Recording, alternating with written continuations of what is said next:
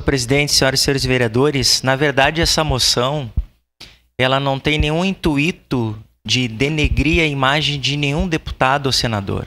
O objetivo desta moção é simplesmente uma forma de uma crítica construtiva que em nenhum momento, nenhum destes parlamentares federais expressaram uma tentativa de levar ao Executivo uma emenda à Constituição ou uma própria medida provisória de caráter excepcional para auxiliar o Estado do Rio Grande do Sul. E isso pode ser feito. O governo federal, cabe a ele, por uma medida excepcional, criar algo nesse sentido, porque nós estamos falando de 495 municípios no estado do Rio Grande do Sul.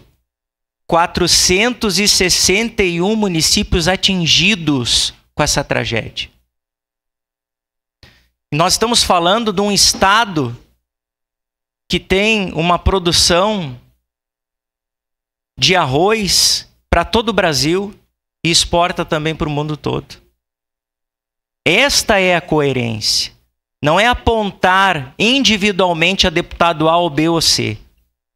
E aqui, para terminar e declarar meu voto, senhor presidente, esperamos que agora o governo federal possa, então, tirar dos seus investimentos internacionais, que se alguns senhores e senhoras não sabem, tem vários bilhões investidos internacionalmente, e eles podem só apenas dar aí 5%, que seria mais ou menos 100 bilhões, que poderia trazer para o estado do Rio Grande do Sul para ajudar o nosso estado a se reerguer e se recuperar.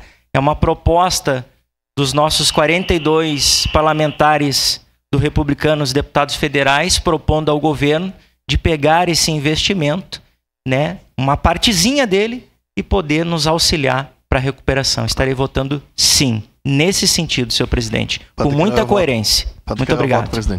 Muito obrigado.